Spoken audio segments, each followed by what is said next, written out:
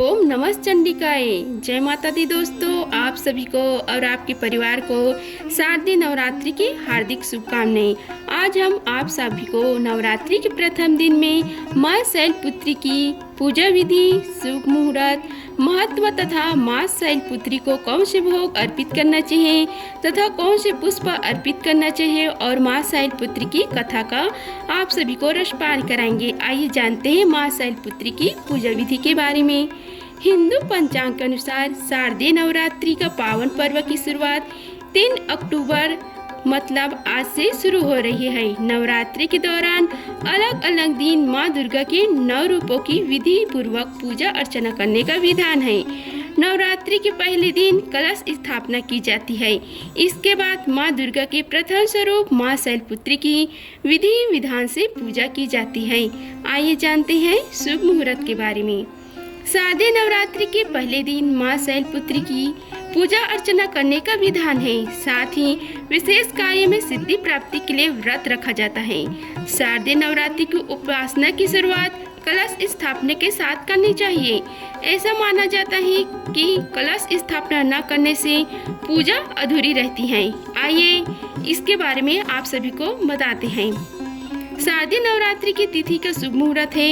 हिंदू पंचांग के अनुसार शारदीय नवरात्रि की शुरुआत 3 अक्टूबर को देर रात 12:18 से शुरू होगी। वही इस तिथि का समापन 4 अक्टूबर को देर रात 2:58 पर होगी। सनातन धर्म में सूर्य उदय से तिथि की गणना की जाती है। ऐसे में 3 अक्टूबर से शारदीय नवरात्रि की शुरुआत होगी। आइए जानते हैं शारदीय नवरात्रि में घट स्थापना की मुहूर्त।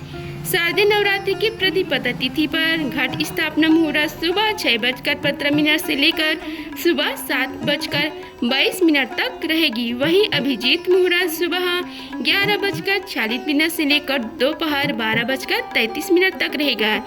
इस योग समय में घट स्थापना कर माँ भवन की पूजा अर्चना करें।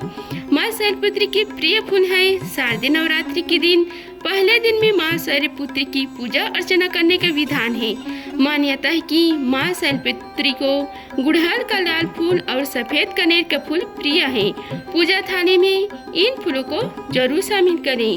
अब माँ शैलपुत्री के प्रिय भोग के बारे में बताते हैं।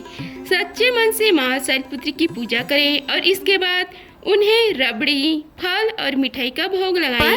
ऐसा माना जाता है कि इन चीजों को भोग लगाने से माँ शैलपुत्री की पूजा में होती है और जातक और दिशाओं का शांति किया जाता है। पहले से लेकर आखिरी दिन तक नवरात्रि की पूजा में कपूर का इस्तेमाल बेहद शुभ माना गया है। कहते हैं कि माँ दुर्गा की पूजा में कपूर के इस्तेमाल से उनकी विशेष कृपा भक्तों को प्राप्त होती है। या देवी सर्वभूतेषु शैलपुत्ररूपेण संस्थिता। नमस्तस्मै नमस्तस्मै नमस्तस्मै नमो नमः। आइए जानते हैं देवी शैलपुत्राय नमः।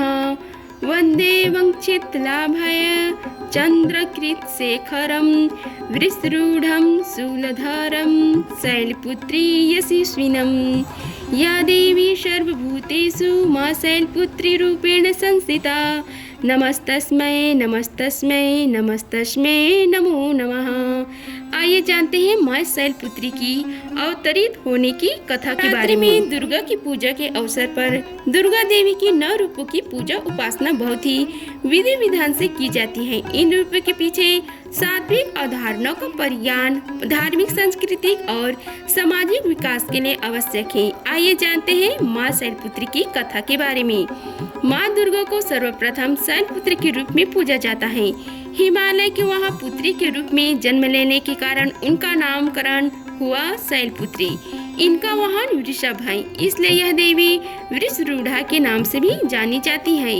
इस देवी ने दाएं हाथ में त्रिशूल धारण कर रखा है और बाएं हाथ में कमल सुशोभित है।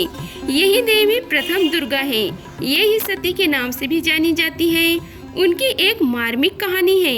एक बार जब प्रजापति ने यज्ञ किया तो इसमें सारे देवताओं को निमंत्रित किया, किंतु भगवान शंकर को नहीं बुलाया। सती यज्ञ में जाने के लिए विकल हो उठी। शंकर जी ने कहा कि सारे देवताओं को निमंत्रण किया गया है, उन्हें नहीं, ऐसे में वहां जाना उचित नहीं है। सती का प्रबल आग्रह देखकर शंकर जी ने उन्हें यज्ञ में जाने की अनुमति दे दी। सती जब घर पहुंची तो सिर्फ माँ ने ही उन्हें स्नेह दिया।